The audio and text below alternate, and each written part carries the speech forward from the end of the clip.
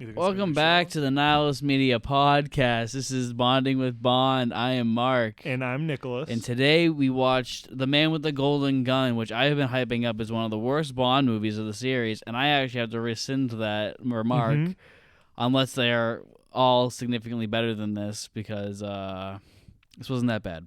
Yeah, there's... it's not that great, but it's not that bad. Yeah. Again, I think Roger Moore is the weakest point in the movie, which I have a feeling is going to be a common thread. Bond girls also weren't the best at all. I thought one of them was fine. But I think that Holly or Mary Goodnight is not the best. Yeah, I feel like it's a combination of the character and the actress. Like, I don't think it's one or the other's fault. Because that first introduction scene, that laugh, I was like, oh, I gotta buckle up. Well, let's start from the beginning, shall we? Sure. This is the ending of an era, everybody. This is the last film that's co-produced by Harry Saltzman before he would sue Cubby Broccoli and to get full ownership of Bond, but Cubby Broccoli won the lawsuit, and we would get we wouldn't get a Bond movie. So this was released in 1974, a year after Live and Let Die, and then we wouldn't get another Bond movie until 1977. Wow. I think that's the biggest gap in the series so far, because usually they were kind of the biggest gap was a year. It's worrisome that I know he's gonna come back. Oh, more? The Madman's not going away, and be even older. Yeah. Well, the thing about this, he doesn't leave the character until 1985. Okay. 1985 is his last one. He's 58 years old. Yeah, and the Bond girl's like 28. Yeah, that just like makes your skin crawl. Yeah, I'm never gonna be able to handle it. Yeah. Yeah. So the movie opens though on Scaramanga's Island, and we have the Hood from Diamonds Are Forever, who I'm just going to accept is the same character. Yeah, I think... World building. Yeah, it makes sense, too, having a top bodyguard type person, even though he wasn't that great at collecting drugs. Not drugs, diamonds. That wasn't his job. I mean, he was one of the hearse drivers, wasn't he? He was. I don't think that was his thing. That was Mr. Winton and Mr. Kid's thing. Yeah, well... I think his thing was throwing plenty O'Toole out the window, and then being like, I know there was a pool down there. Yeah, you're right. that was a highlight of that movie. Yeah, because that was pretty brutal. Well, I remember we were watching that movie and they threw out the window. You're like, oh! Yeah, my jaw dropped. I was like, I can't believe that they just did that. Holy shit. This is dark. Yeah. So we got Frank Scaramanga, who's on his beach with his dope as fuck tracksuit and his girl and his little knick-knack boy named Knick-Knack. Knick-Knack man. And they're doing a thing where it's like this guy's going to come into Scaramanga's house, go in the fun house, and they're going to have a shoot-off.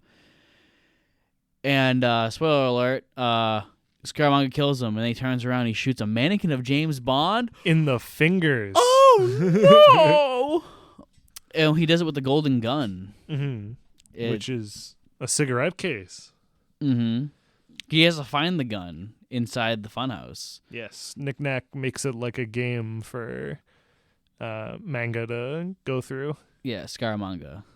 I'm going to call him manga. Okay. All in all, it's a pretty nice opening scene. Yeah, I don't mind it. Yeah. It reminds me of what movie was it? The Maze where he kills... From Russia with Love. Is it from Russia? Yeah, that's when Grant kills Sean Connery. Yes, yeah, it's Grant doing it. It reminds me a lot of Grant's funhouse of trying to kill a Bond. Yeah. Yeah, so that happens, and my critique is actually because it's the Diamonds Are Forever guy. Just because I'm just like, what is it with the 70s Bond? And it's like, what's this of old dudes?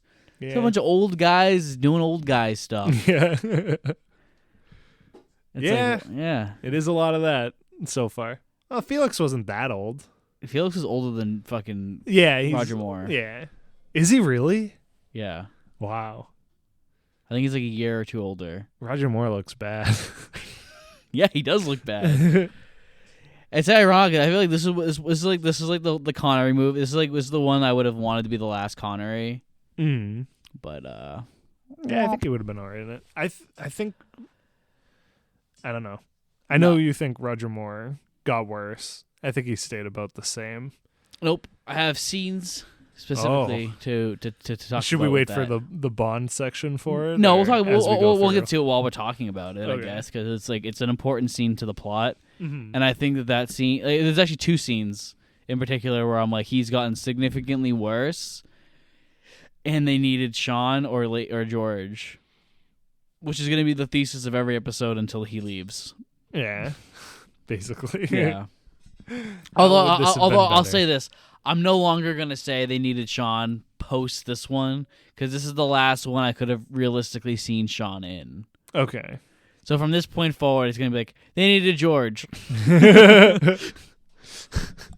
Until Dalton comes in. And then when Dalton leaves, it's like, they needed Dalton. But it's actually not true because then they have Brosnan. Then I'm going to say that they needed Brosnan. It's going to be a fun ride. Yeah. I feel like honestly though, like the Moore era is where I'm like, is the only time I'm like, they needed somebody else. Yeah. Yeah. And there's a lot of them. Yeah. There's 7. Two down. 2 down. 5 to go. Yep. After that, we are treated to the Man with the Golden Gun title sequence and the song by Lulu, and it's not a great song. Yeah, especially following easily the best one. Yeah, I think that I don't know what it is, but sometimes I will sing the song. I do like the song. I don't think it's a great song, but for some reason it is like the Man with the Golden Gun. Yeah, that's the good. Beats. Yeah. But then she's like, he's got a powerful weapon. Yeah. It's like, no, I don't know. You should sing the whole song for us. You don't have to. Don't worry. Okay, he was looking at me. He was gonna. I was ready. I was like, oh, give me some honey. Lavender up my throat.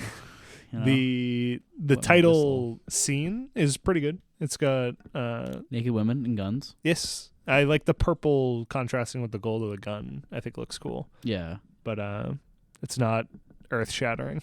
Yeah. Pretty generic at this point. I'm going to say that this idea, this story, I think that this is the best plot of the 70s ones. Of the 70s Bonds we've gotten so far. I think that while Live and Let Die is a more entertaining film, I think this is actually a better put together film. I could see that. But I still think Live and Let Die is a better film because it has more going for it. It has a better Bond girl. It has Paul McCartney. It has Felix. And it has Yaphet Kotto and Teehee and Baron Samedi and Whisper. Where this is carried by Christopher Lee. Oh, yeah. And Christopher Lee kills it. He does kill it. He does such a good job. First, now we're in the real film. Now we're in the actual movie, and then me and Nick are going to have a huge bitch fit. I feel. In terms of me and you equally hate the opening. Oh yeah. So Bond goes in. There's Tanner and there's another guy. I don't know his name. Who cares? But they're like, Old yo, guy. Bond, what do you know about this guy named Frank Scaramanga? And Bond does his Bond thing. He's like, oh, I'm going to give you his biography. Yeah, here's literally everything you'll ever need to know about him. He worked for the KGB, went on his own, $1 million a hit, uses a golden gun, has a third nipple. No photographs exist of him. No one knows what he looks like. No one knows what he sounds like. And then they're like, he's like, why do you care? And he's like, well, I have this thing. It's a gold bullet with your initials on it and a letter and it came to gift wrap with fingerprints from Scaramanga. So I'm taking you off of your duty doing the solar. It was right? It was a solar mission? Yeah. There's currently there's an energy crisis and somebody has supposedly mastered solar energy and they're trying to negotiate with him and give him like protection and he gives them his research. Mm-hmm. And so he's taking him off of the case because he wants Bond to not die. And he doesn't want him to compromise that mission. Mm-hmm. By dying. Yeah, exactly. So, and Bond's like, no? Question mark? And then M's like, well, you know, like, he stops at the door and he's like, well, I mean, if, like, say I met Scaramanga before he met me. Yeah. Then I'd know what he looked like. And, like, and also, like, I can make him not a problem. And then M smiles and says, like, and it's like, no! Yeah. It's the same problem that I had last time where I was like, it doesn't feel like Bond's a rebellious agent who is the best at it because he knows what he's doing. It's like more like brotherly. Now he's like, super cop. Yeah. He's like, oh yeah, you can do this. Like in which one is it where he's like, it's where he works with the mafia. On Her Majesty's Secret Service? Yeah. Oh, okay. Yeah, I can't believe I forgot the name of Your my favorite one. Yeah, but on Her Majesty's, he does it twice to him. Yeah. In the beginning, he's like, that's all. Yeah. He's like, off the case. And Bond does it anyway. Yeah. And then he goes, we have to save her. She saved me. And he goes, no. And then Bond goes, okay, I'm joining the mafia.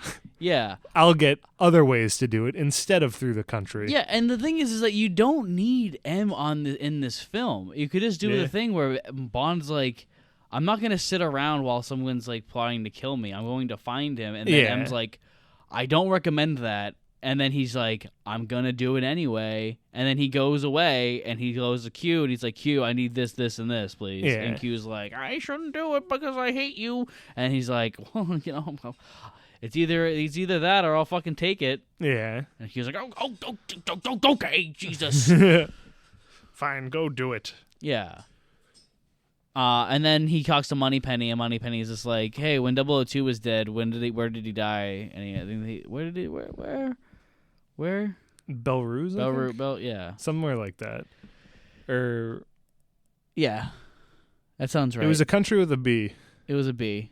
Beirut, maybe. Beirut. Yeah. And then they share a scene where they have zero chemistry. Yep. Feeling like brother and sister. Yeah, which is a common thread of more so far. Mm-hmm. And I mean, he didn't even walk in the office throwing the hat. Yeah. Yeah. Where's your hat, man? He hasn't worn a hat. Yeah. And he smokes cigars because he's so different. Yeah. Roger Moore's the epitome of a quirky girl. Yeah. I'm not Bond. I'm different. Yeah. I'm a different kind of Bond. I'm bad. And then we go back to our favorite trope, belly dancers. Yeah, there's been a lot of belly dancers in these past, like, 4 or 5 movies. No. Was there one in last one? No, I don't think there was, actually. Was there one in Diamonds? I don't know, dude. There's been at least 3. I know there was one in Thunderball. I know there was one in From Russia with Love. Okay. It's probably just those then. Because this would be the 3rd in my head. Yeah. The only thing I can think of with belly shit in Diamonds is I'm Bambi and I'm Thumper. Oh, yeah? Yeah. You completely forgot about Bambi and Thumper, huh? Yeah. But they just do like a gymnastics routine. Yeah, that's why I'm counting it. We have a belly dancer scene. She's got like this thing in her belly button, and Bond decides to go. It's a belly button ring that's made with the bullet that killed 002 that she took out of the wall and withheld from the police. Mm-hmm. And why would that be important? Does another thing where this is another moment where I'm like, Sean or George. Yeah, this is terrible. So he's trying to get the belly button ring from her, and he like tries to grab for it, gets pushed away. Then he knocks something off the table and is like kissing her stomach, and then tries to get it that way, and then ends up accidentally like swallowing it. Yeah. From some thugs coming in, but it's so awkward with him. Yeah, he can't seduce a woman. Yeah, it's rough. You know, and I think with like someone like George or Sean, Well, Sean, he would have hit her and just taken it, but George would have immediately started with the dropping the thing and like, oh, excuse me, and started kissing like her leg and then going up to the belly button, taking it out. Yeah. That way, it would have been better. But the scene gets saved by the action with the thugs. Yes, because that is actually a pretty good fight scene. It is. There's a lot of blood. Yeah, he gets a couple good whacks. Yeah. We get a large man who gets knocked out at the door, and then is blocking the door from the other guys to come in, which I also liked. Yeah, maybe like they got like a lot of complaints when Live and Let Die came out to people being like, I miss Sean. Yeah, and then like they got my one letter from the future being like, I miss George. Yeah. And they were like, all right, we got to make him a little bit more brutal. And then it feels weird because Roger Moore is 80 years old. Yeah. And if not older, he's also just too nice. It's like it'd be like watching Batman 66, like Adam West do like Michael Keaton shit. Yeah. Like throw someone off a bell tower or like strap a bomb to someone and throw them in a hole. Like you're not gonna silly stuff. It's like you don't want to see Adam West do that. And I think seeing Moore try to be like Sean is like weird. Yeah. So Bond beats the people up, and he ends up taking the bullet. Obviously, he swallowed the bullet, and he's like they said they were trying to either like it's really uncomfortable seeing him try to act like Sean or George. But as he's leaving, he has a nice little quip. Where she's like, "Oh my God, I've lost my charm," and then he like looks back at her and says like, "Not for where I'm standing." And it's pretty good. It's a pretty good moment. And then Bond is going to like going back to Q Branch, and they say like, "Hey, this is a very specific bullet, yada yada yada." And Q and this guy have a really great scene where they're discussing like what kind of bullet it is and how it's like kind of banned and it's like in stuff. And like Q is like, "Actually, we can kind of trace it. We're actually working on something like that." Blah blah blah. It's a really good scene where it's a lot of like good like it's Q stuff. And it's great because Roger's barely involved with it. He's just kind of like spectating on it. Like the only thing he's really doing is rolling his eyes, kind of like, and then he's just wandering around looking at all the Q stuff. Like he's like looking at like things that Q is making, and like there's like a thing that he's making in the corner that I don't really know what it is, but it's like one of those things where I don't know, it just blows up. It just blows up a brick wall. So maybe it was like a thing where he's like trying to I don't know, like make an invention for Bond to like to just get into places more accessibly. I don't know, but like Bond is pretty much trying. He's like, listen, this is where the bullet might have come from. It's this place. It's like a place. I think they said it's in Thailand, and he goes there, and this is one of my favorite. Well, could have been one of my favorite moments in the thing, but this is where I feel 100% should have been Sean. It could have like needed someone like Sean or George, and I think it's because they're writing it for them, or at least Sean, a Sean archetype, where Bond goes in there and he's talking to this weapons maker, and the weapons maker's really nice, and he's like, "Hey, it would be an honor to make a weapon for you, yada yada yada," and he shows Bond like this rifle. And that it's like designed differently, and he shoots, and it's like, oh, it's like he's like, oh, it's a little like low on like the sight thing, and he's like, oh, it's because it's designed for someone with 3 fingers, and Bond's like, huh, and then they're continuing talking, and he's just like, oh, well, like I would like my bullets gold, and he's like, oh, well, I've done that for an employee before, or like a customer before. He's like, yeah, I know, Frank Scaramanga, right? And he's like, I'm like a doctor. I can't. I don't want to. It's confidential, with my clients. And then Bond does this thing where he starts moving the gun, and he's just like, yeah, but I mean, like, you should fucking tell me. And he moves the gun and points it right at him, and he's like, I have this gun pointed at your groin, and you better tell me what I want to know, or I'm going to shoot. And the guy's like, please, I can't do it. I can't do it at all, blah, blah, blah. And then Bond pulls the trigger and he misses. And he's like, you were right. It is slightly off. It's like a 1 inch off. And he reloads instantly. And once he reloads, you have like the guy immediately runs off and grabs like Scaramanga's orders and like, yeah, this is like where I send them, blah blah blah, and I think this is a great scene because it's like at least a Bondian scene because it's one of those things where it's like you see the cold-blooded killer aspect where he has no qualm about his intimidation tactic, and it's like, but I think that Roger is too soft and he's trying to be hard, if that makes sense, you need that harder edge, and he's like his face. I think about Roger is like his face is soft, like his eyes are like they're like he has like these really sensitive eyes that like I don't know. He doesn't come off as like a grizzled secret brute agent, I guess. And I think in a scene like this, it's like it's so miscast, and I think that the argument that we mentioned last week where a Bond comes into their own in their third movie really I guess would apply only to Roger Moore, just because I feel like these first two films are so written for Connery, a Connery archetype, not Connery specifically, but a Connery archetype, that maybe like after that couple year break where they could get away from it and have Roger could be like, hey, actually, like I feel more comfortable doing this, yada yada yada.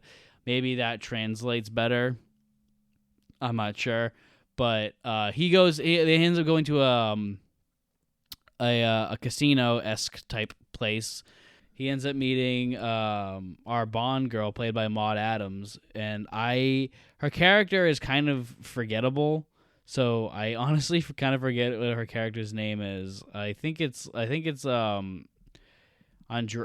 Andy or Andrea. I know it starts with an A, but he sees her, and because that's what the guy's like. Hey, this girl grabs the stuff, and then we have this scene where Bond's on this boat, like tracking her, and then we see like this sunken ship, which is going to come into play later as a really cool MI6 thing. It's funny because Nicholas was like, are they really just showing this ship just to show the ship? And then I was like, no. Bond ends up following her to a hotel, and then he's like, he gets in a taxi, he's like, follow that, what is it, a green what? Cadillac? No, Rolls Royce. Because he says green rolls, and she's like, what? Yeah, and then he goes but then Mary Goodnight, our other Bond girl of the film, it gets in front of him, and he's like, good night, blah blah blah blah blah. You suck. I hate you so much. Yeah. You fucking bitch. And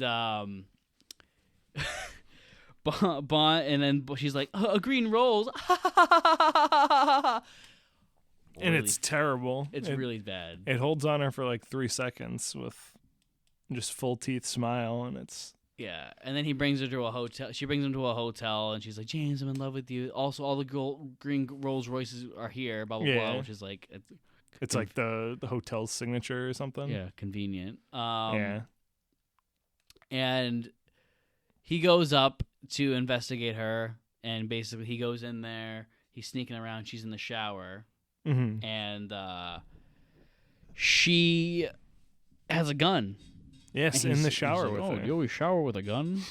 And they start talking, and he's like, tell me about Scaramanga. She's like, I can't. And he grabs her by the arm, tries to break it. And he's just like, she's like, you're hurt, you're going to break my arm. He's like, I'll do worse than that if you don't tell me. And it's like, this feels so fucking weird. It goes for a while. And then he gives you the... Welcome back to our favorite segment. Yeah. Was Bond justified in hitting that woman? I think... The arm thing was fine, and then she's like giving him information. He's like, "Whapa!" And I was like, maybe. I think it's borderline. It is borderline because it's an interrogation. It's also an interrogation of that he thinks that someone's trying to kill him. Yeah. I guess it's okay. Yeah. That one, It's this a one is borderline one. on a scale of on a scale of Tatiana Romanova on the train and Pussy Galore in the bushes and in the haystack. This is leaning more towards Pussy Galore on the haystack than it is. Yeah. Tatiana Romanova on the train. I think it's here she reveals to him that Scaramanga doesn't care about him. Yes. He's like, it's just a job type thing. No. I think isn't this where she's like, he never wanted to actually kill you. It's like I sent that because I wanted to get out. Oh, or is that I later? might have missed that. That might have been later.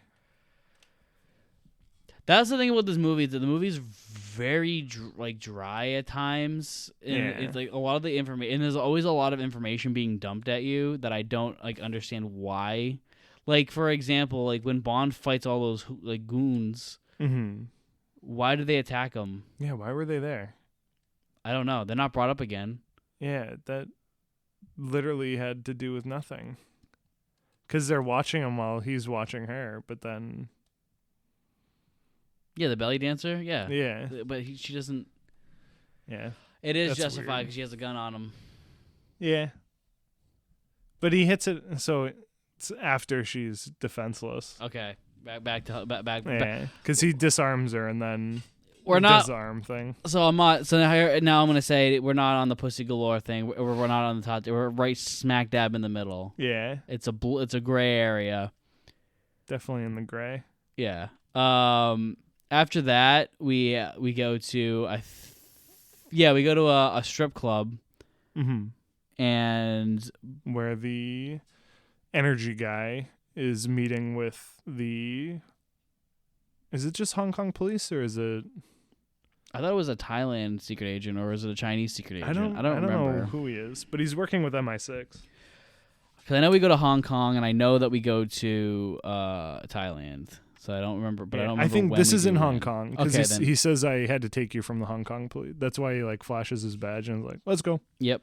Scaramanga also fucks Andrea, and because he likes to do it before every kill. Then we meet Knick Knack. Well, we've already met Knick Knack in the beginning, but Bond meets Knick Knack, and then I don't remember what Bond is doing at that club or why he went to that club. Yeah, I don't remember. He was sorry if I hit the mic. He was told that Scaramanga was going to be there. He was going to be there.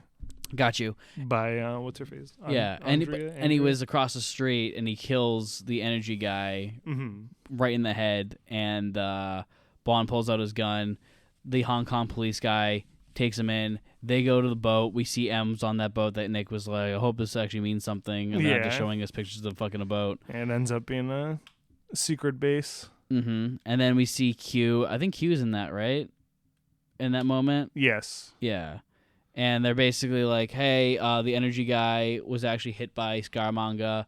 And so actually Bond's original mission. So this is a convoluted fucking movie. Yeah. Bond's original mission actually is related to this. And it ends up tying back in. Yeah, and then he's like, yeah, Scaramanga, I don't think ever really wanted to kill me. Or no, he doesn't say that yet. I don't know, dude. This is a fucking weird this one. This one's got a lot going on.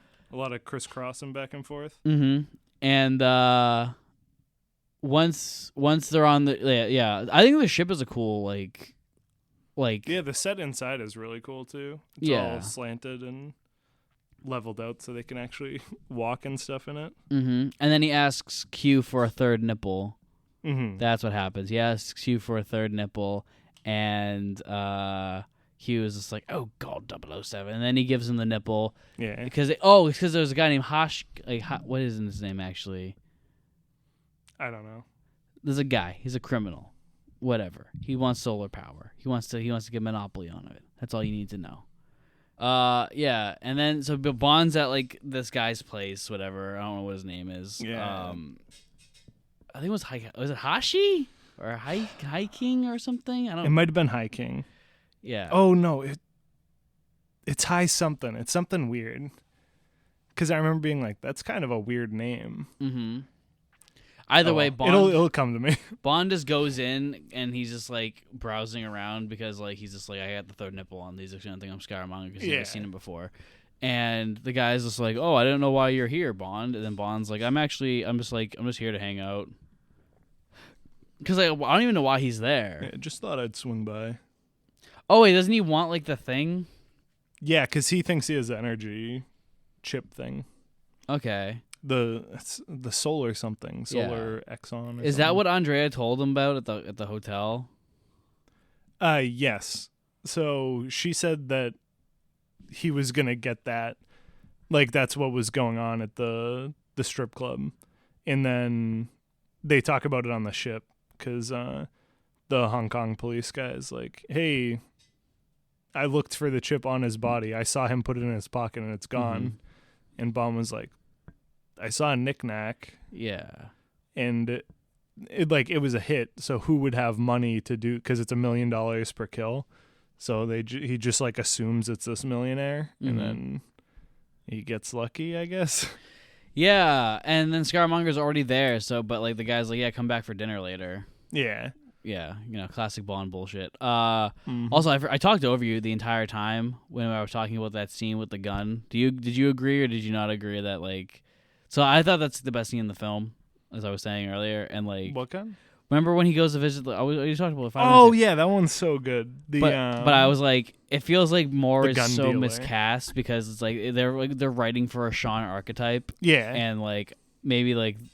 Now that this is Guy Hamilton's last Bond movie, that maybe they'll write for fucking this guy. Yeah, it was so brutal. I loved it.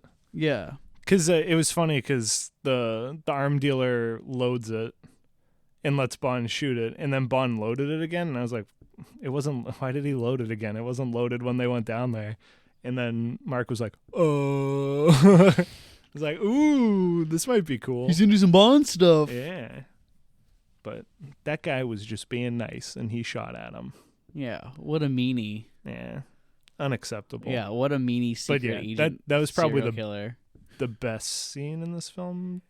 Yeah, I know. I think the best scene is at the sumo, or not the sumo, the martial arts. Oh fight. Yeah, that one's really good. Yeah, that whole dialogue is great. Yeah, I like. Yeah, I like it a lot. Quick question: do you think Bond? You could classify Bond as a serial killer? Because we've seen him at least kill like at least 30 people. Yeah, it's a lot. I don't want to throw the heavy questions at you, but would soldiers be serial killers? Because he's basically just a branch of the military. Yeah. I don't want to throw the hard balls at you, but I don't know. Yeah, it's a tough question. It's a gray area because it's state sanctioned. Yeah, because he has the license to kill. Then no. Yeah, the government's a bad guy, man. I mean, yeah. I don't. It's a very tough question. It is a very tough. It's a very deep morals question. Yeah. And then he goes to dinner with Goodnight. Yes. Yeah. Unfortunately. Wait, does he? No, he doesn't. No, that's later.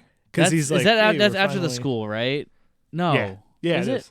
Yeah. Yes, I think it's like it's pretty late in the movie because then there's that whole bedroom scene. Yeah. So what happens is Bond goes with his buddy, his Hong Kong police guy, his Hong Kong secret agent fella, who's Arch Felix of the film. Yeah. And he brings his two sisters with them, and he's like, "Oh, women with us, we're doing man things." And they go. The guy brings Bond to the fucking dude's house again, the gangster guy, and they know, like, they're like, "Bond, like, we know it's you." And he has like these two sumo wrestlers fight him, and then Bond twists their balls. Yeah. And Knick-Knack hits him in the head with a fork. Yeah. And then he goes to kill him, and then the guy's like, "Not here, do it at the school." Bond wakes up. He's at the school. Yeah, it's karate. Yeah, martial arts. They're like cleaning school. him beforehand, and then am I in heaven?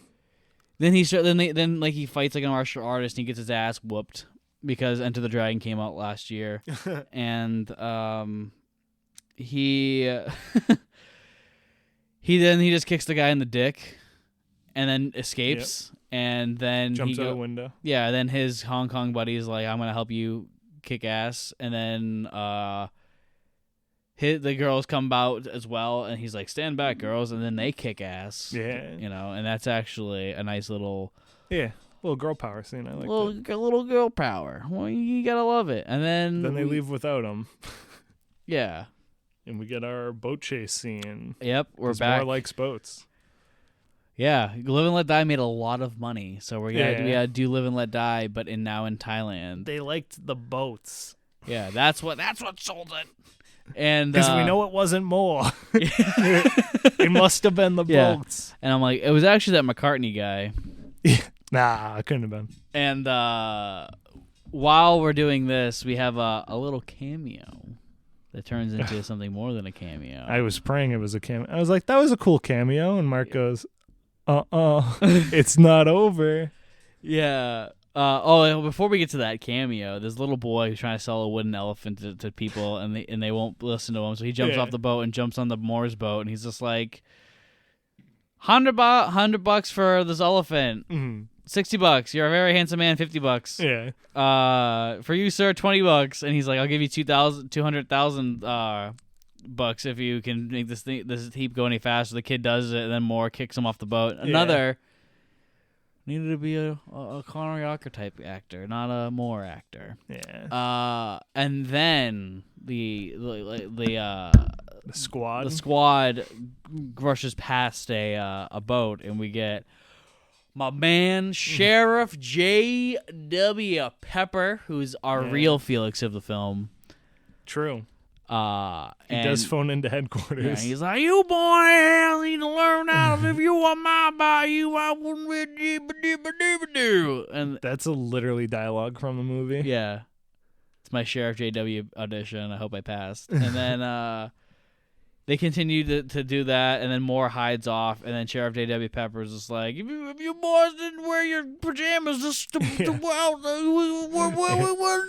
for work. They're in geese because they were just in karate school. But Sheriff J.W. Pepper, the uncultured man who's just visiting Thailand, their damn pajamas. And then Moore crashes through the boat, and Sheriff J.W. Pepper gets really happy about it. And then he notices Bond, and you hear the "Live and Let Die" happen. Do you actually? Well, you don't hear them say it. But okay. Dun, dun, dun, dun. Wow, I didn't even notice that. And then he looks down, and there's a elephant. And he's just like, "Get your trunk out of my pockets." And then he's like, "You're so ugly." And then the elephant pushes him into the fucking water. Yeah. And I was like, "Oh, okay, good, it's over." And then I went, You went, that scene with him is over. Yeah. Do you think that the Bond series should have became Bond and Pepper? That would have been quite the dynamic. The stereotypical American and a British spy. Yeah. Yeah. That would have been better offshoot than, was it Nephew Bond or whatever? James Bond Jr.? Yeah. Yeah. I think that it would have broken the box office. Oh, easily. Pepper New and record Bond. lows. Yeah. I don't think we would have had a need for Star Wars. I don't think Jaws would have been necessary. Imagine they go to space. Dude, Sheriff J.W. Pepper in space. Yeah. I would. He was a space tourist. Dude, I would do anything for that. Just like, you porny aliens don't know what you're doing out there. And the best part is he still has a full packed lip of tobacco the entire movie of this one too. In his like helmet, he's just got he's spitting in the helmet. Yeah. Look at him. He still does the tongue thing and everything. Yeah, I love this guy. Yeah, because he's like, oh, that kind of looked like that James Bond fella. Yeah, that's that English agent from England. Yes, he does actually say that. Yeah.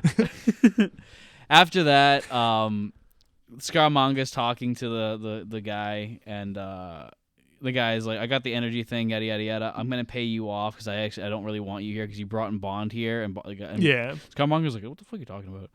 And while he's building his gun, he's like, okay, keep talking, dude. And then he's just like, okay, and he shoots him. Yeah, and it's like, okay, and he just takes the solar thing, and then and he's just like, he's decided to retire, I think. Yeah. And then he mentions there's a mausoleum that is it hijack? No, hijack would be too easy. Is high fat. High fat. Yes. High fat has a mausoleum outside of his office, and he goes, put him in the mausoleum. He always loved that thing. Yeah. I was like, oh, I like the he's retired one-liner better. Yeah. And it's in scenes like this where we're having actual time with Lee, where it's like we actually see how great he is. Like, this scene is fucking phenomenal, and it's better than anything Dr. No did. Yeah. Yeah. So far, more killing it with the villains. Yeah. Absolutely killing it. He's so good. Yeah. Maybe it's because, like, the producer's like, we have this guy who sucks. Put a good villain in there. You know? Just stack the rest of it. Unless it's Bond girls. In that case... Don't. We won't.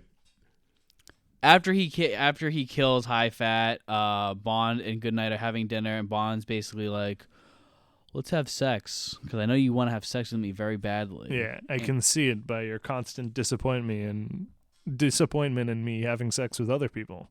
Mm-hmm. And then she's like, oh, James, would you ever? And he's like, literally the next scene, let's have sex. She's like, okay. And he goes up to have sex with her, and then Andrea shows up. Yeah, Andrea. And there's a great bit where Mary Goodnight is under the blankets, and Bond's just like there, like, let's fuck. Yeah. And it keeps cutting to Goodnight under the bed, being like, what the fuck? And then he throws her in the closet. Yeah. And then Andrea and him fuck, and then they're like, she's like, yeah, Scaramanga never really wanted to kill you. It's all about solar energy. Yeah, I sent that because I wanted to get freed. Yeah, that's when this is revealed. Yeah. And then she's like, also, I'm gonna bring it to you. We're gonna meet up at this place. And he's like, oh, sick, dude. And then he wakes up Mary Goodnight in the morning, and she's just like, I slept in the closet. I hate you. I'm resigning. Yeah, I can't believe you've done this to me. And then we have the other best scene in the film. Yeah, I think this might be better than... It is. Yeah. A lot more moving parts. Yeah, it's like they're doing a mixed martial art. Is it just kickboxing? I think it's just kickboxing. Yeah, it's probably just kickboxing. It's just kickboxing, and Bond is there. He sits next to Andrea, and he's just like... Trying to talk to her. He's like, so where's the thing? And he looks at her, and he's just like, why are you quiet? And then he looks down at her tits, because it's Bond. Yeah. And he sees that she's dead. She was shot by Scaramanga. And he's just like, oh, well, we need the ticket, darling. And he starts, like, rummaging through her stuff. And as soon as he starts doing that, Lee sits down next to him. And he's like, you want to find out they missed Bond? I checked earlier. And, oh, I love him. And he's like, don't try to run. There's a man behind you. It has Nick Neck has like a gun on him. And he's just like, and oh, peanuts. A gun and peanuts. Oh, what will they think of next? Yeah. Weird and line. They end up... Lee monologues about his backstory, about why he likes killing people and how he uses it for sport and stuff, and how he respects Bond and likes him a lot. And he doesn't want to hurt him. And it's a great moment. But while this is also happening, and why it's a fantastic moment, is because the thing that they're both looking for is actually on the floor. Mm-hmm. And Bond, like, skirts it under his foot, and then he puts it in, he buys peanuts from Hong Kong guy, and he puts it into the thing, and then Mary gives it to Mary Goodnight because he's an idiot. Because she immediately ruins it. Yeah, she goes to put a tracker in Scaramanga's car. Scaramanga notices, puts her in the trunk, and that's where we have more J.W. Pepper. But Bond's actually kind of dumb because he should have just left it on the floor. Oh yeah, until they left. Yeah, not a bad idea, honestly. Because the whole time I'm like, Lee would notice you like rummaging with your foot to get something. It seems kind of silly. Yeah. Also, the Hong Kong agent, his name is Hip. Hip. Yeah. Okay. And that's easier to say. So. Okay. Yeah, I think he should have left it on the floor. Because then, like, once Nick Nack and Lee leave, he can just put it in his pocket and go home. Yeah, and then we don't have to deal with My man? No, Good Night at all. She doesn't get kidnapped. Well, she would have got kidnapped anyway because she's dumb. Well, she'd probably still be in the room. She wouldn't have gone to try to go to his trunk. There's a great scene where she's trying to put a bug in the trunk, and Lee just, like, boots her into the trunk and drives off. Yeah. He's like, Nick Nack, you'll never believe it. Yeah. And then we have a car chase with Sheriff J.W. Pepper. Yeah, Bond commandeers a vehicle from a dealership, which I don't know why he was trying to buy a car in a foreign country, but... Yeah. And he's just like, you're that secret agent. You're the English secret agent from England. You. Yeah. And they go on a cool chase. There's a what could have been a really cool jump, and it makes the car do a 360, and it looks really cool. But they use a slide whistle, and it's like... Yeah, that was the moment that I think Guy Hamilton's career died. Yeah, because that is honestly embarrassing. Mm-hmm. I cannot believe that was in the movie. Just play the Bond theme. Right? Yeah. Just There's a template. And then when he lands, yeah. I don't know what it is about Guy Hamilton and his hatred for the Bond theme because he never uses it. I think he just is. Maybe he doesn't realize that it's that good. Yeah. He's like, I throw it in here and there randomly in chases. And Not then when there's action. And then Lee turns his car into a plane. Yep. And Sheriff J.W. Pepper, and then the cops come, and then Sheriff J.W. Pepper's like, I'll handle this, and gets arrested immediately. He works his magic. Yeah. He pulls out his wallet. He's like, I'm from the Americas, from Louisiana. And they take his wallet, and they arrest him immediately. Yeah. And then the car is flying, and it looks dumb. Yep, and it sounds, again... No music. Yeah, man hates putting music on anything. You just hear this terrible jet engine that's very high-pitched. Yeah. I noticed that he likes putting music in dialogue scenes and not in action scenes. He wants you to feel like you're there. Yeah. He doesn't want to build suspense. Exactly. It's annoying. But he after that happens, like Sheriff J.W. Pepper looks up because he's mad at the Thailand police being like, give me back my wallet. And he looks up at the thing. He's like, wait, your boy has never seen a plane before? Yeah, it's just like, a plane. Yeah. And then Mary Goodnight's like, I think we stopped, opens it up, and realizes she's flying. Yeah. And then instead of throwing the device with the tracking device out, she just becomes a hostage. And gives them what they want. Yeah. But, because dumb. Yeah, I wonder where he lands the plane. He lands it on his island, doesn't he? But there's no, like, runway. It's a Bond movie. What the fuck are you talking about? Is it a boat, too? It's my boat plane car. There is a great moment where they cut back to M when Bond's telling him the story, and M's just like, what the fuck? Yeah, about the plane car. He's like, he is making this up. And Q goes, actually, we're pretty close to developing a plane car ourselves. And he goes, shut up, M. Shut up, Q. He's like, I'm so sick of your shit. Yeah. You're always inventing things. But, and then Bond is like, yeah, we should go get that. Oh, because we tracked him. Did we skip over? I'm sorry, but did we skip over the Q scene earlier? Where? No, I talked about it. Okay, good. I did. And do you want to talk about it? No, because we'll talk about it at the end. We'll talk about with Q stuff. Yeah. Yeah. Nick was a little not feeling well at the beginning of this episode, so we've tried to camouflage it, but there's been stops in the middle of this because I keep having to get up and like walk around because I don't feel good. Yeah, the thing about Nick is that he has like chronic diarrhea. Yeah, and it makes me throw up. Yeah. So he has so much shit in his pants that it's just he's gonna like throw up every once in a while. I'm here now though. Yeah, he's here now, and then basically, so anyway, they're like, M, blah blah blah. We should go get her because we know where he is. And then M's like, it's against regulations. Blah blah blah blah blah. Yeah, it's too close to China or something. He's like, what if we don't tell him? And then it's just like, and then M's like, what if we don't tell him? And it's like, fuck you, Bond. Yeah, stop. M's not supposed to be on your side. He's supposed to be more by the book. Yeah, Roger. Look at Roger Moore. Look at him. I don't want to bring in down Bernard Lee. Yeah. Anyway, he goes to the island. Yes. The Chinese government sees him, and they call the island, and they're like, hey, it looks like there's a plane coming to your island. And he's like, oh, it's a friend. It's scheduled. And they're like, okay, will he be leaving? And he goes, no. And I was like, ooh, I like that. Yeah.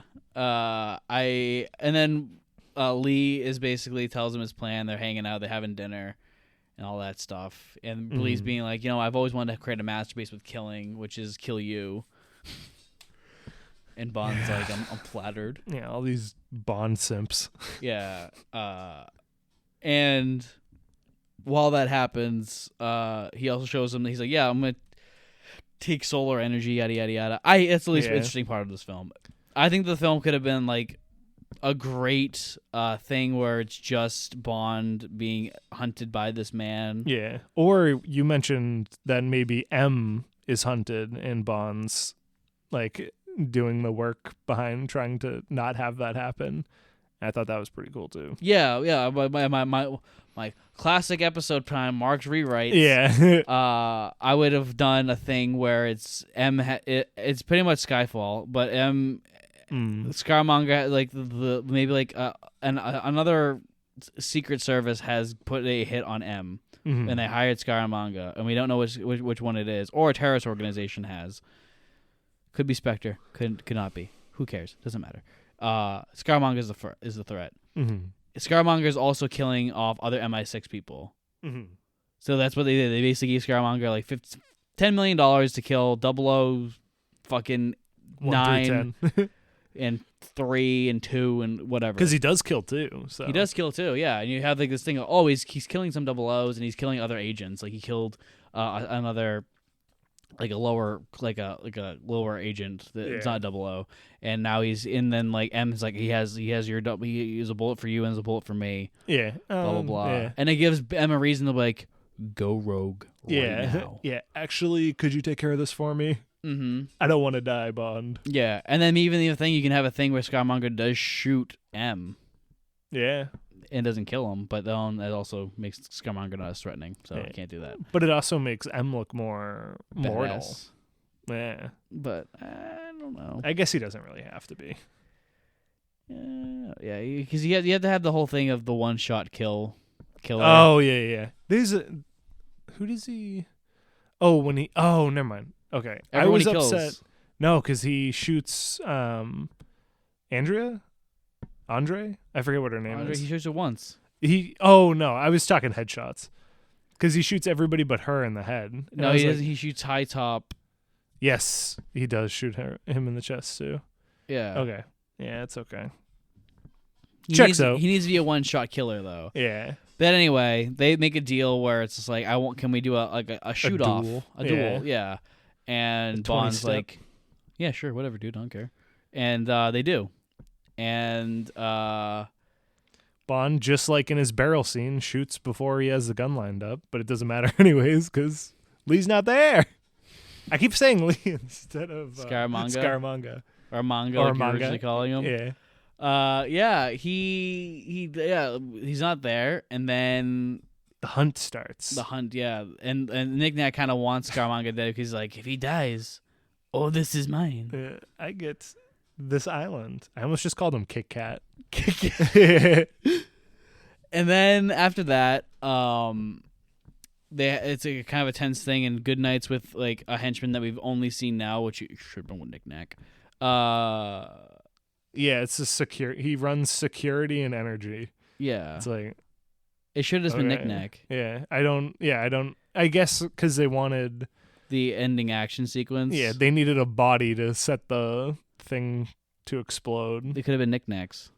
Yeah. Oh no, and then like you said, they wanted something at the end. Yeah. Like imagine if there was a random guy at the end instead. Yeah. His Nick Nack's frozen corpse. Yeah. Coming out of the ceiling at the end.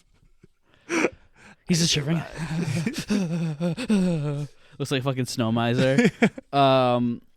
Yeah, so that happens, and then Bond wins the duel in a clever way. So like I said in the beginning, Scaramanga shoots Bond's fingers, the mannequin finger off. And he's like hiding. He's going above the camera, so Scaramanga, because Scaramanga's a dirty cheater. And he goes down. He changes clothes with the mannequin, which I don't know how he did that off camera, but he did it. And he just waddles around, bang, bang, bang, shoots Scaramanga, and Scaramanga is dead. But and then Goodnight pushes the electrical the solar guy, that one random henchman, into the thing, and it causes a temperature change, which makes it not it's gonna blow up. Yeah. So Bond and Goodnight have to go take the fucking the solar fucking I had a problem. So it's like this square thing, like it almost looks like a deck of cards in the cardboard of it, and it's just in this fucking circular outlet thing, and it just looks like they jammed two props together and were like, this is perfect, nobody will care that this looks like trash. Yeah, I said, like, this era of Bond feels like it's gotten so low budget, even though it hasn't. Yeah, it just feels cheap. The sets look pretty good, like the ship set where everything's sideways. So they built a set that's sideways to then build the level stuff within it. Yeah, that's a pretty cool set. The karate place is boring. Like these scientific equipments, it looks better than Dr. No's at least. Like it's not a hot tub he falls into. But I think like Dr. No was shot better, so it made you feel the budget more. Whereas this one, it's like, oh, they may have like $50 million, but like they're not doing anything with it. Yeah. Like they made a car fly. That's what the budget went, and for everything else, I think that all of Guy Hamilton's Bond movies looked cheap as fuck. Yeah, they definitely they're shot really weird too. Yeah, like Goldfinger was like the high budget one for him, and it looked like garbage. Yeah. Anyway, Scaramanga's dead. Like this one has like there's nothing to talk about. Scaramanga's dead. The last half, it's just like it's a lot of long things that are just less than a sentence to tell you what happened in it. Yeah, like it's like blows it's up the plane. I think it's because this one is like everything is like the idea is good.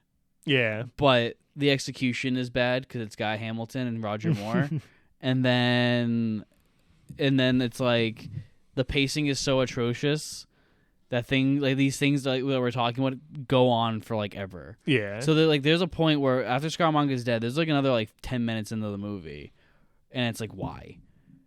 Yeah. And I'm saying 10 minutes before the wrap up. So like he has to get the thing out of the device, and Goodnight keeps pressing her butt against things and can't hit buttons, and she's just stupid. Just like it's the worst comedic relief they've done in any of them so far, and it goes on forever. Yeah. And it's honestly like 5 to 7 minutes of him just trying to unplug something. Yeah, it's like, bro, what? Stop padding time. Yeah, then they do, and they get on Scaramanga's boat, and then they try to fuck. But then, oh no, Knick-Knack's there. But he throws bottles at you. But then they just put him in a suitcase. Yeah, I was very worried that he was going to throw the suitcase overboard. I was like, that's pretty brutal. Sean would have, and he would have poked a hole in it first, though. What a terrible way to die, though. Yeah. He then goes, and so then they start fucking again, but then the phone rings and M calls Scaramanga's boat. Yeah, he had the phone number the whole time. Kind of sus. They don't know what the guy looks like or anything about him, but he has basically his home phone number. Mm-hmm. And then he's like, "Where's Goodnight?" He's like, "Oh, she'll be right here." And he goes, "Goodnight." Good night. He's like, "She's just coming, sir." Haha. Then good night. He's like, "Good night, sir." Hangs up the phone. They bang. Knick-Knack's hanging off the front of the boat. Yes, he's on top of a mast. Yeah, he's not a beautiful mermaid draped over the bow. And that's Man with the Golden Gun as in terms of plot. Yeah, it's a really good idea and a lot of great characters and dialogue. Too. But it's just so poorly made. Yeah. Again, I think it could have been better with other people. Yeah. And like I said, I feel like this would have been the great send-off of Sean. Yeah. This is solidify him as the great hitman. Yeah, the Bond. Yeah. But womp womp. Yeah. Instead, we got this. Yeah. Because then we call Lazenby, because then Lazenby would have just kicked his ass. Because then we also had that stuff with like at the martial art place. Yeah. And like he knows martial arts. Yeah, it would have been so cool. And we were talking about Bruce Lee came up, and having Bruce Lee as Hip would have been such a killer combo. Exactly. Having George and Bruce wanted to do movies together, so it would have. I probably would have cried. Like, that's too good. Mm-hmm. But you want to do the star rating stuff? Let's do the star rating stuff. So, we're only an hour in. We're already getting to the star rating. This is crazy. This was a fast one. I'm glad the fast one is the one I don't feel good for, at least. Yeah. The intro, I feel like we talked about before. The song's all right. It's tough coming off probably the best song that we're gonna hear for a while. Uh-huh. But it's all right. Mm-hmm. What about pre-title sequence? Can you remind me the guy from Diamonds Are Forever gets shot by Scaramanga, shoots the fingers off Bond's mannequin. I don't know if I think Grant did it better. I think this is better than Grant's. I disagree.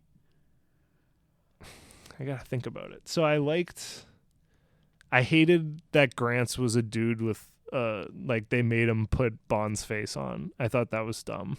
So I think this did what I would have liked them to have done. It wouldn't have worked in Grant's. But I don't like the funhouse aspect of it, because they almost do it again shot for shot later in the movie, but Bond's going through the scenes. Like the door trick is the same, and I was like, I already saw this at the beginning of the movie. Yeah. So I think it's interesting, but I think it takes away from the movie. Weird to say. Yeah. I think it's okay. Yeah. I think the problem is that it's a bunch of it's two old dudes. Yeah. Old dude stuff.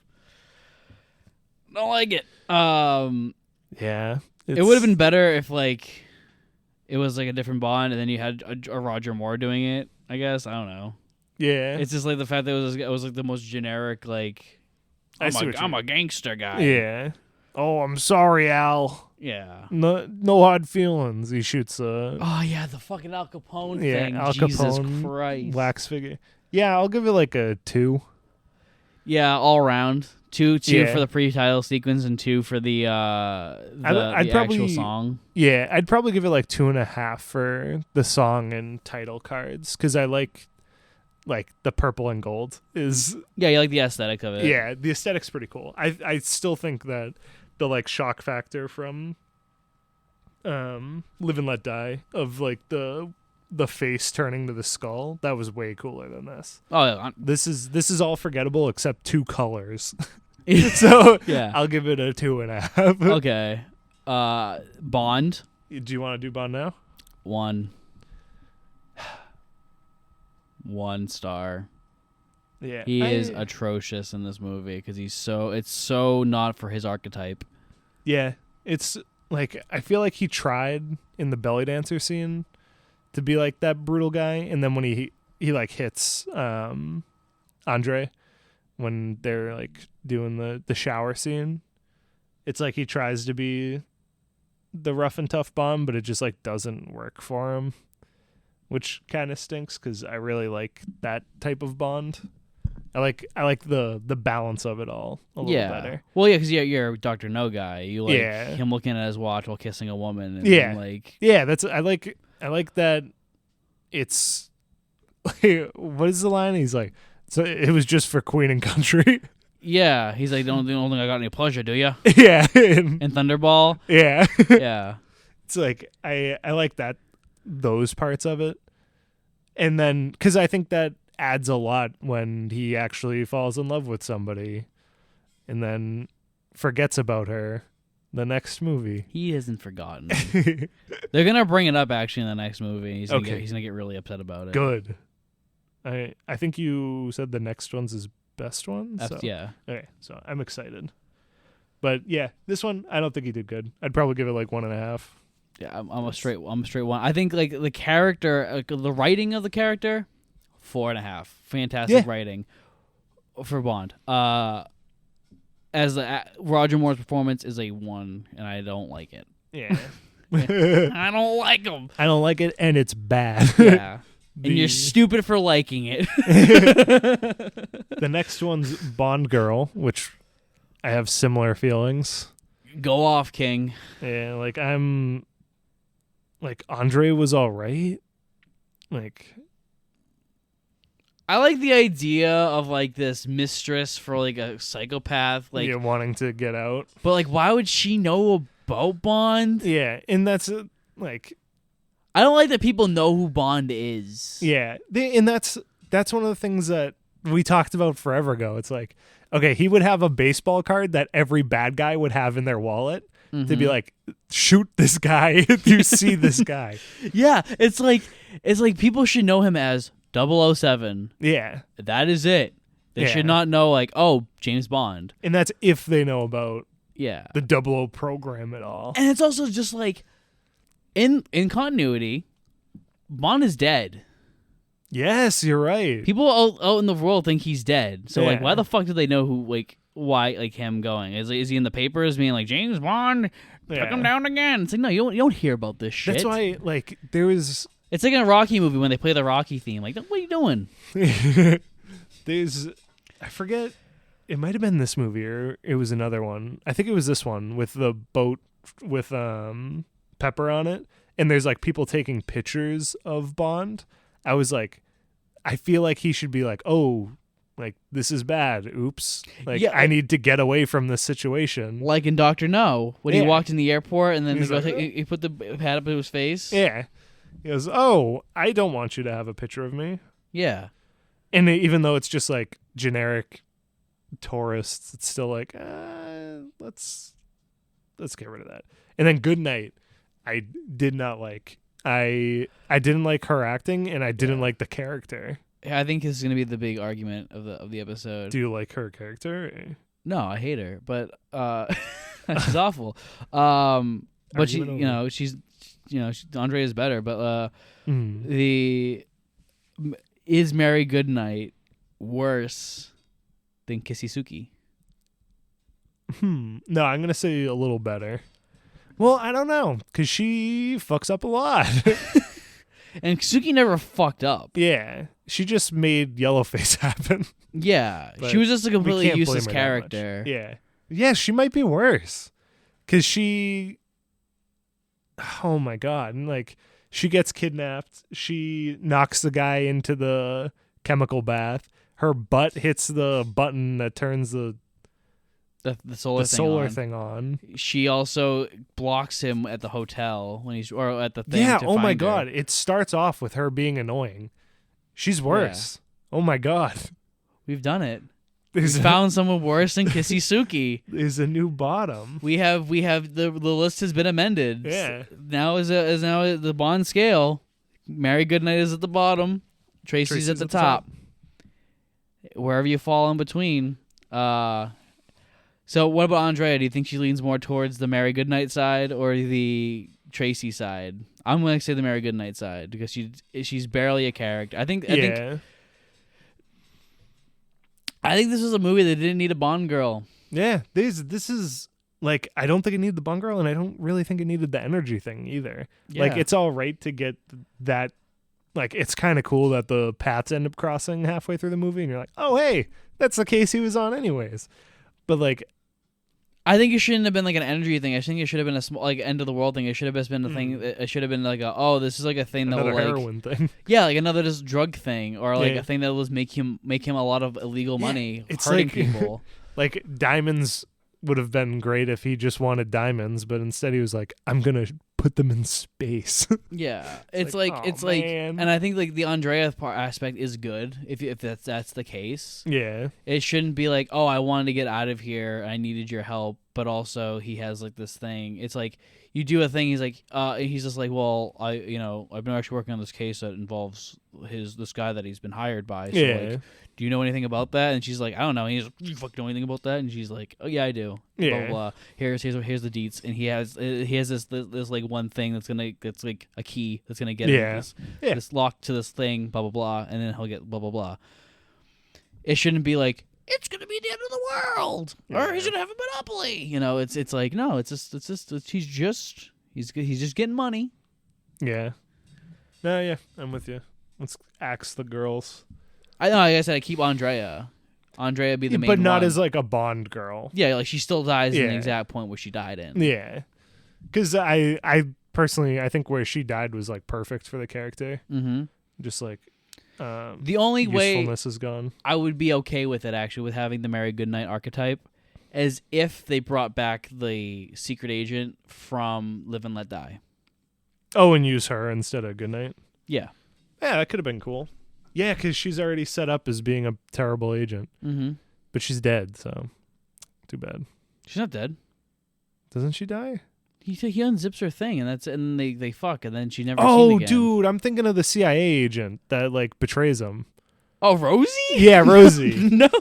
That's how I was like, kind of weird. You want her back, but No, I want the girl that he slept with Yeah, at the beginning of Live and Let Die. that would have been so good. Because it would have made sense. Because it's Yeah. like he's going rogue, and he's using an agent that's like on a different case that's around it, and he's like, actually, like, Scaramouche's on this thing that I'm working on. What if the power crisis stuff was her case? Oh my god! And then they cross paths. Yeah. Wow. There, we fixed the movie. Ugh.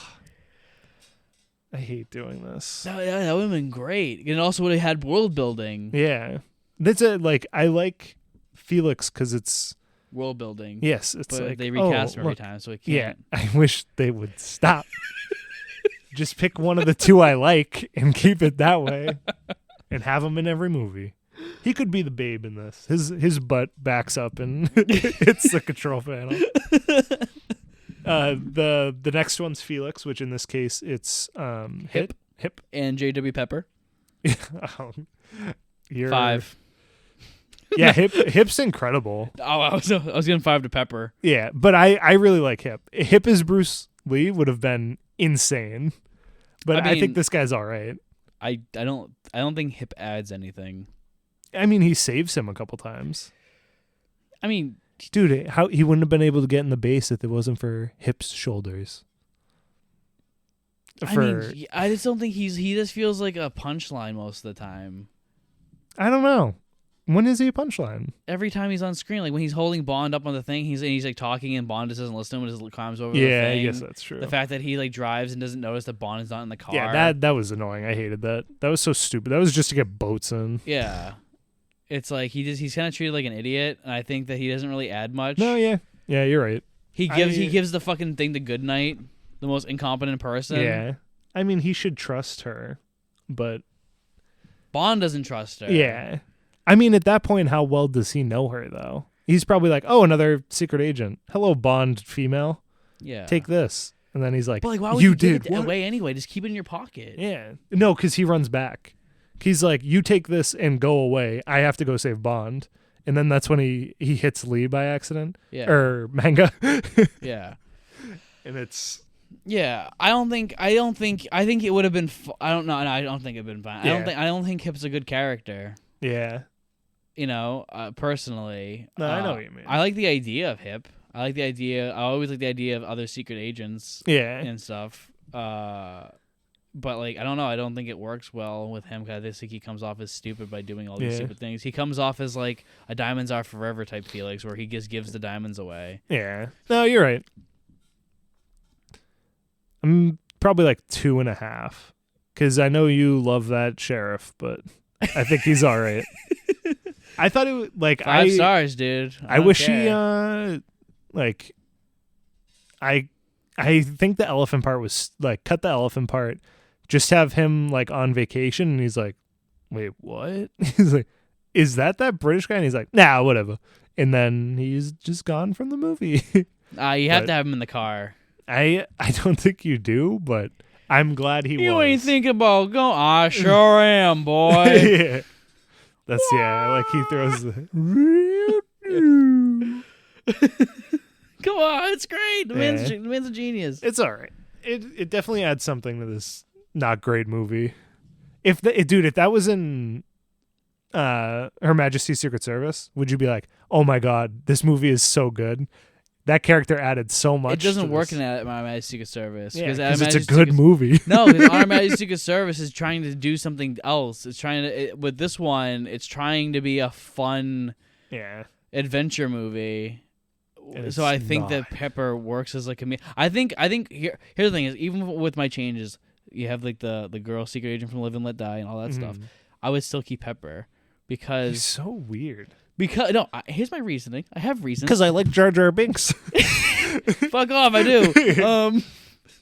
So the reason is because if you have a Sean or you have a Lazenby in it, they're very brutes. They, you need that comedic relief. And since we're not using Goodnight as our comedic relief character anymore, we're not using Hip as a comedic relief character because there needs to be something. You have Sheriff J.W. Pepper, and you have him there for like the 2 scenes that he's there. And it's fine, especially like a chase scene with like a goofy, like a chase scene with a goofy fucking sidekick character. It's fun. Yeah. It's funny because you're not gonna be able to recreate the Our Majesty's Secret Service thing with Tracy again. Yeah, you gotta have a fucking fat Louisiana guy. Yeah, no, you're right. In our rewrite, he can stay. We should just start rewriting the scripts from the ground up and then releasing them once a week. Maybe that'll happen after. Yeah. The next one's MI6. Awful. Yeah, I like Q. Yeah. I missed talking about it earlier, but there's a scene with Q when he's investigating the origins of the golden bullet that killed 002. And him and another scientist are going back and forth on the origin of where this gold came from based on the nickel content of it. And I was like, I love this. Yeah. I was like, I could watch a movie of just these two trying to figure out where a bullet came from. And so that was killer. The M and Moneypenny stuff was like, eh. Like, M's character is too inconsistent for me. I hate M and Bond right now so I think I would be okay with it if it was a different Bond. Like, if this was a different series. But if this is supposed to be the same guy who just got in trouble for trying to save his future wife by going rogue, and now M's like, go rogue again. Do it. I'll close my eyes. Yeah. Oh, you want to do it again? Go ahead. Like, twice in one movie, he's like, yeah, just break the rules, dude. I don't care. Yeah. Like, I like when he's the hard-ass, like, dad to James Bond being the son. Yeah. Instead of them being brothers. Yeah. And then that's literally the dynamic that we all like more. Like, that's why Judi Dench works so much, because she's like his mom. Yeah, dude.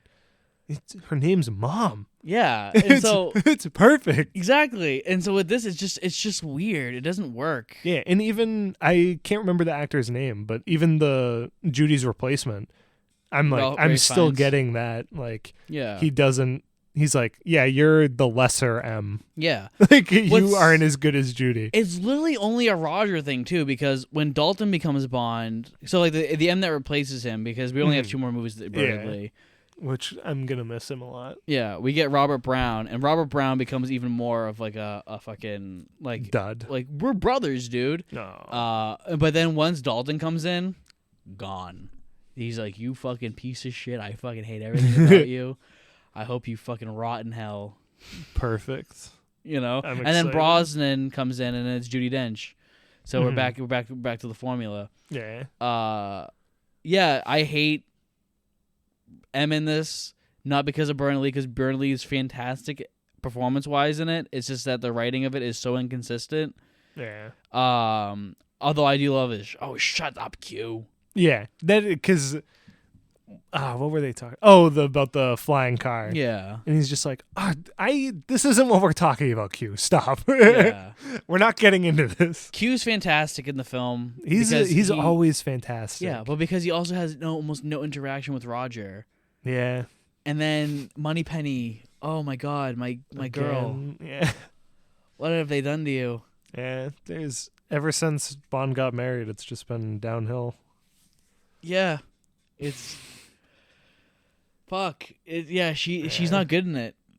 Not even performance wise. It's kind of weird. I don't know. It feels inauthentic. Yeah, that's it. It's like it doesn't feel like the character they've built up for like 5 movies, and then the wedding happens, and it'd be cool if they made it like she's messed up, like from him being married, but like obviously because they don't want to talk about it at all, they just ignore the fact that he was married and his wife got killed. Yeah. Yep. So MI6, I'm probably gonna give a solid 2. Yeah, I was gonna say 2, just because that Q scene's so good. And shut up, Q. Yeah, gotta love him. The villain.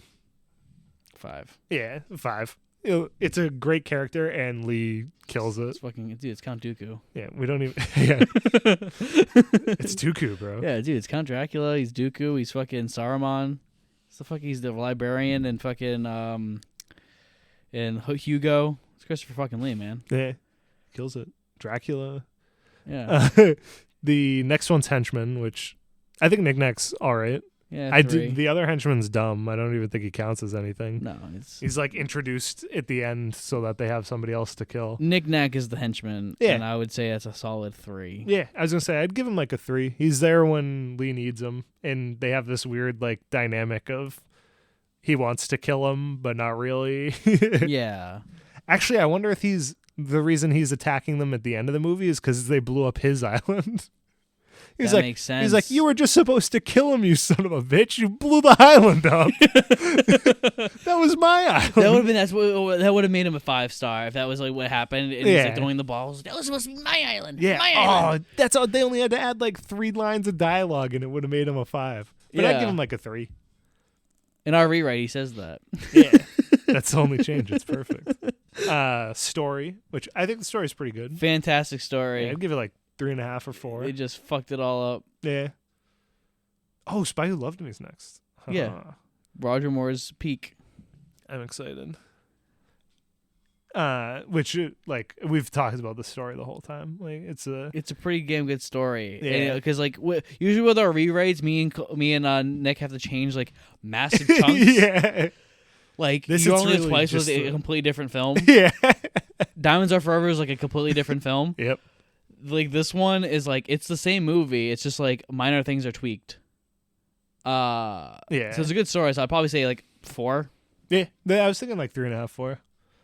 And then cinematography, which a lot of the car scenes in this were good. Yeah. I give it a solid 3. Yeah. Again, same problem as last week. A lot cheap. of it's just cheap looking and flat and not very creative. Mm-hmm. Especially from like a decade like the 70s, which was like the most creative decade for cinematography. It's just Majesty's Secret Service is just too good. Mm-hmm. Gadgets. 0. Yeah, are there even any? The nipple. 5. 5-star nipple, dude. Yeah. Fantastic. Yeah, that's the only one, right? Yeah. And the golden gun, we could count that. Golden gun. All right. Yeah. This movie's got some sick feel. Is that the car? Plane car? Plane car looks cool. Plane car is the best stupid plane we've had so far. Yeah, 5 stars. We got a nipple and a golden gun. Hell yeah. Hell yeah. That should be the and they also thumbnail. that great moment with the gun. The weird. Yes, yeah, fantastic. The triggerless gun. Oh, collapse. And then finally car. That red car was fucking gorgeous. Yeah. And I like Christopher Lee's golden car. I really liked Christopher Lee's car. Are there any other ones? There's Knight's car that she blocks Bond with. That one's all right. Nothing crazy. And then the boats are just all right too. Yeah, nothing just special. looks like a regular boat, run of the mill. So I don't know, like 2. Yeah, I'd say this. I'd probably say this is like a 3-star movie. Yeah, I'd be comfortable with that. Last week we gave Live Let Die a 3.5, right? I didn't write it down yet. I think it was 3.5. If it wasn't, we're retconning it to be 3.5. Because I think this is. I think not I give as it good either as 3.5 or 4. I don't have my letterbox in front of me, so I don't know. I think this is under Live and Let. Oh Yeah, it's definitely under Live and Let Die, but it's over Diamonds Are Forever. Yeah. Oh, for sure. Yeah, by a lot. Yeah, because we didn't have to rewrite it all. Yeah.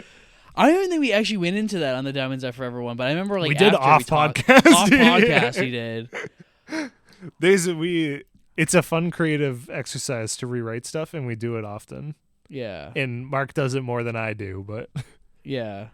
It's yeah. You're gonna have to talk about the trilogy sometime. Redoing the prequels because it's damn good. Yeah, I do have a pretty damn good prequel rewrite. Oh, but, did I ever tell you my idea for the opening credit, like my pre-title sequence for Diamonds Are Forever? I don't think so. So it would have Bond, and he's like alone in his apartment, and he's got a mustache, and he looks like shit. Yeah. And like he's like sitting there thinking about Tracy and stuff. And like you find out that he's resigned from MI6 and everything. Yeah. Like he's gone. That's cool. He's off the map, and like he's living in some like foreign country.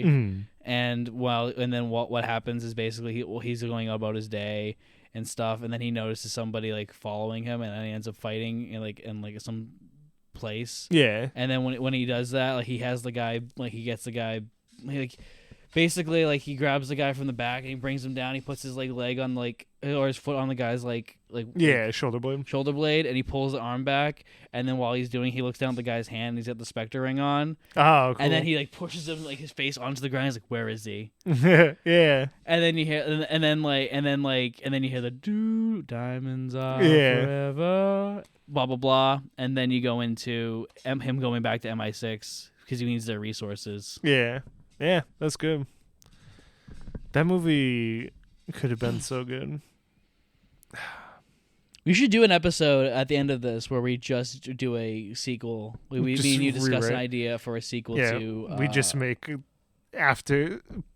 We make our own series of Majesty's Secret Service. Yeah, there's our sequel to our Majesty's Secret Service. Yeah. And we'll end Majesty a little earlier or something. Because we could do it where they wanted to and end it at the wedding and then have the pre-title be the death. Yeah. Actually, I kind of like your thing better. Yeah. Like, because the death is a pretty crazy cliff. I mean, it doesn't end happily, unfortunately, but... I like that. Yeah. I like a good not happy ending every now and then. Yeah. Well, that's going to conclude the episode, I think. And next week we're doing The Spy Who Loved Me, so be sure to subscribe to the Nihilist Media YouTube channel, watch the films, watch the trailers, listen to their shows like 296, we play N64 games, listen to Monday Night War, we talk about 90s wrestling, and we'll see you next Tuesday, guys, for Spy Who Loved Me. Yeah, have a great one. Bye.